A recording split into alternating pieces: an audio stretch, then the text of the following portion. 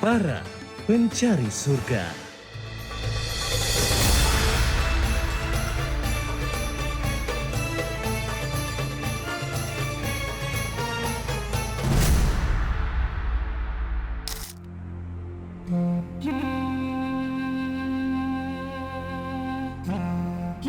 Para pencari surga, ini lokasi Ozahan, sebuah pasar yang dibangun dari tahun 1490 dan ini dulu adalah karavansarai, di mana dulu para pedagang datang dari timur, barat, utara, selatan untuk kumpul di sini.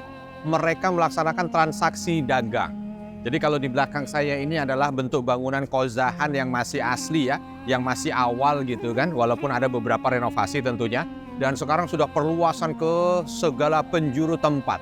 Jadi nampak begitu ramai sekali kondisi pasar ini, dan pasar ini ada tempat di mana dulu mereka beristirahat, sekarang dijadikan kafe-kafe, tapi ada juga yang sekarang ini dibuat seperti lebih modern juga, sehingga ada tempat jual emasnya, ada tempat jual kain sutranya, ada tempat jual kebutuhan-kebutuhan pokok, dan bahkan di belakang ada tempat wisata yang langsung dengan tram berjalan ada di sana untuk memudahkan orang datang ke sini. Nah, kalau kita ke pasar, kadang-kadang dilema.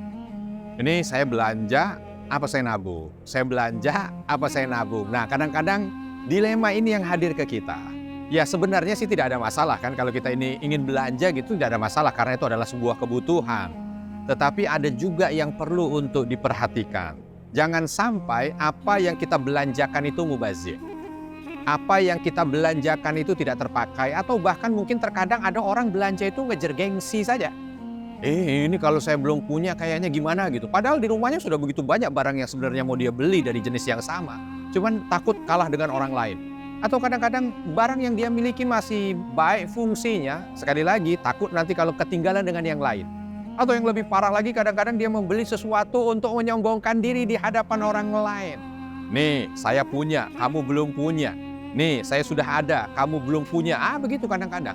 Jadi ada porsi-porsi yang ketika seseorang belanja itu, belanjanya itu efeknya negatif lah gitu, kurang baik, tidak memberikan efek pahala, atau bahkan nauzubillah min dzalik berdosa. Maka itu kita harus pintar-pintar memanage itu. Nah, ada juga nih berbelanja yang berbelanjanya itu mendatangkan kebaikan. Belanja apa? Belanja fisabilillah namanya, berbelanja di jalan Allah. Nah, di antaranya berbelanja di jalan Allah itu maknanya adalah berbelanja untuk melaksanakan aktivitas ibadah di jalan Allah. Karena terus terang begini, kadang-kadang di antara kita itu ada yang seolah menganggap sesuatu yang tersier itu seolah primer. Dan sedangkan yang primer kadang-kadang dia bikin sekunder ataupun dia tersier. Nah, ini yang kita kurang pandai untuk meletakkan skala prioritas, sehingga banyak yang bolong. Di antaranya skala prioritas yang berkaitan dengan masalah agama. Ada orang yang mengatakan kalau itu mah gampang, nanti dululah, yang penting beli mobil dulu, beli motor dulu, yang penting jalan-jalan dulu, yang penting bisa bangun rumah yang gede dulu. Sedangkan haji ya nanti, haji itu bila mampu. Ini banyak terjadi di masyarakat gitu. Padahal namanya haji itu adalah sebuah kewajiban kan, di antara rukun Islam itu ya, setelah syahadat, sholat, zakat, puasa, yang kelima haji.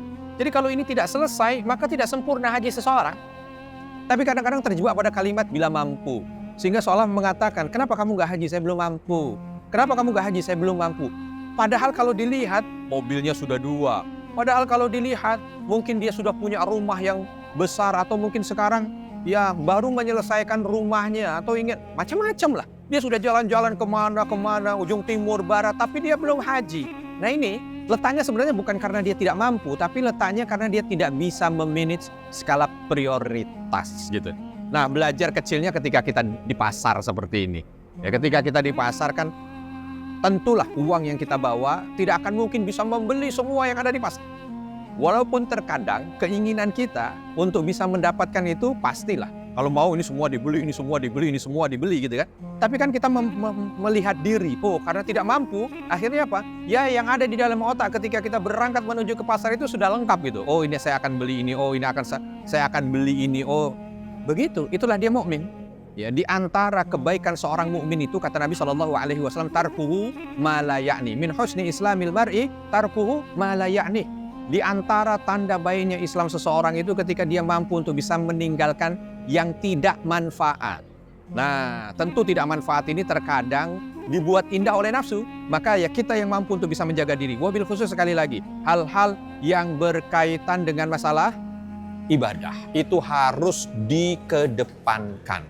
Bukan hanya sekedar bagaimana kita bisa memenuhi keinginan yang kita ingin beli semua. Tidak, pikirkan lagi.